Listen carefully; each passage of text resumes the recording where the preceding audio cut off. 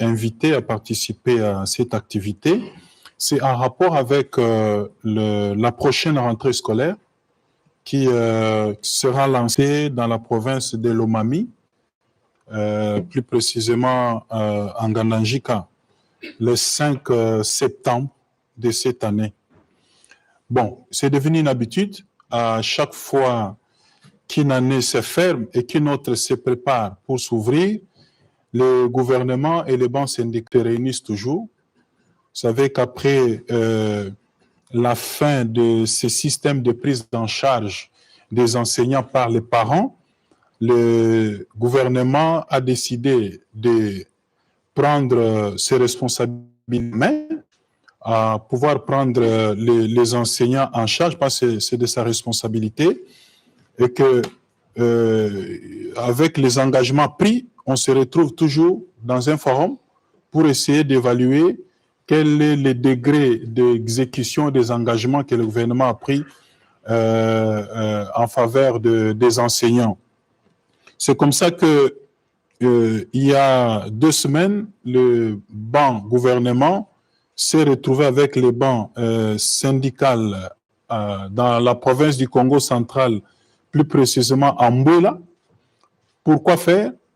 Juste pour faire l'évaluation de l'exécution des engagements que le gouvernement avait pris l'année passée en faveur du banc syndical.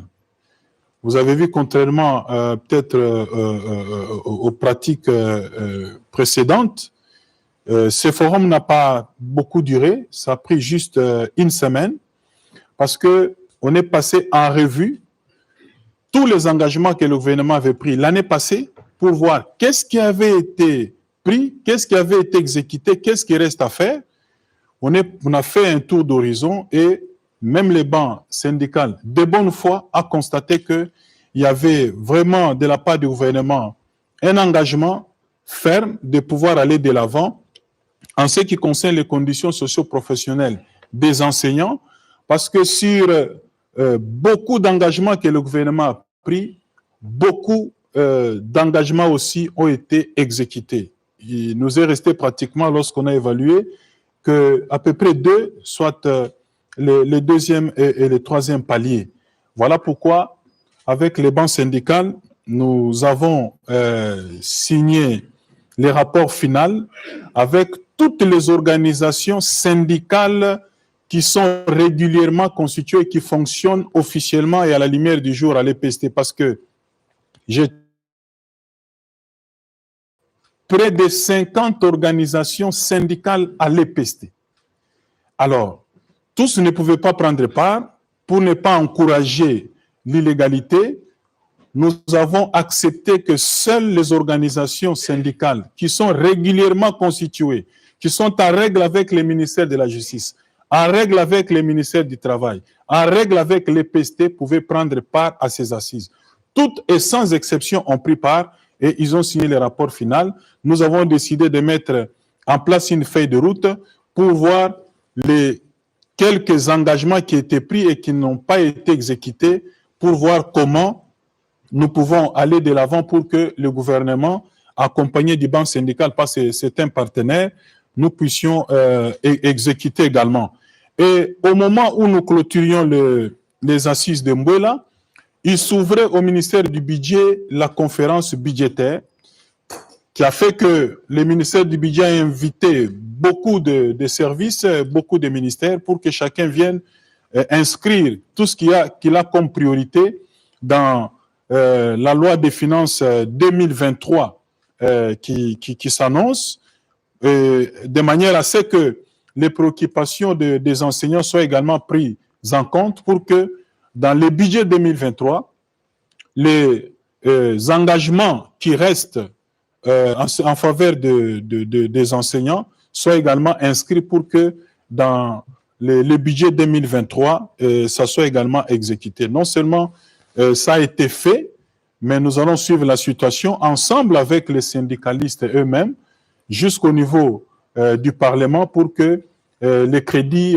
soient suffisamment accordés à l'EPST pour rencontrer les préoccupations du banc syndical. Donc, nous avons donc décidé ainsi, et De leur côté aussi, les banques syndicales ont accepté de pouvoir nous assurer une rentrée scolaire effective, apaisée, qui respecte les calendriers scolaires de manière à ce que ça ne soit pas perturbé.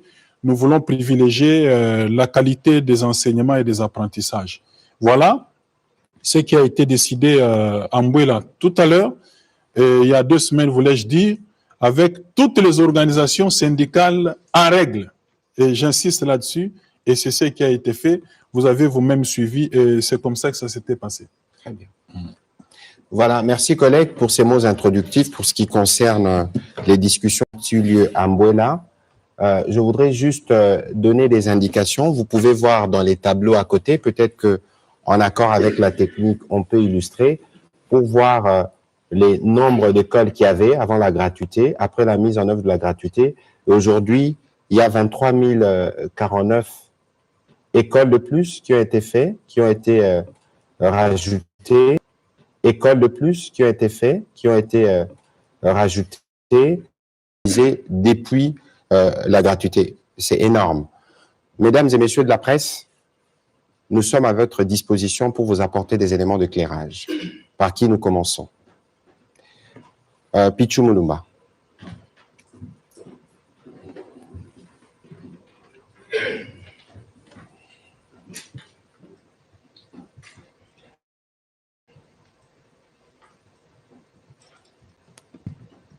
Merci pour la parole, Excellence. J'ai une préoccupation au ministre de l'EPST.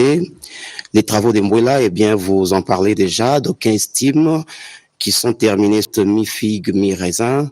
Pouvez-vous, Monsieur le ministre, revenir sur les grandes résolutions et en d'autres termes, rassurez-vous aux parents qui vous suivent à l'instant que la rentrée scolaire de cette année 2022-2023 sera sans écueil et donc paisible. J'ai une dernière préoccupation au porte-parole du gouvernement. Il y a une vidéo qui est devenue virale sur la toile, illustrait un affrontement dimanche entre Koulouna dans la commune de Lingouala.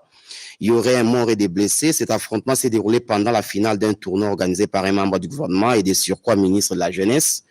Comment comprendre qu'un tel événement soit organisé sans un dispositif sécuritaire adéquat et pourquoi la police n'est pas intervenue? Merci. Merci, collègue. J'y répondrai à la fin. On va prendre d'abord les questions concernant le sujet principal. Collègue, vous pouvez répondre. Les assises de Mbouela se sont terminées par une note mi-figue, mi-raisin. Je ne sais pas ce que cela veut dire.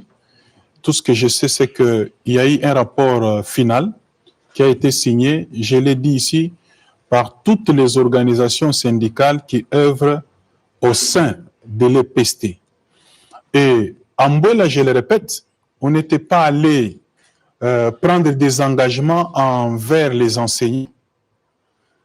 On était parti juste pour faire l'évaluation sur l'exécution des engagements que le gouvernement avait pris déjà l'année passée pour voir avant la prochaine rentrée, est-ce que tous les engagements pris par le gouvernement étaient exécutés.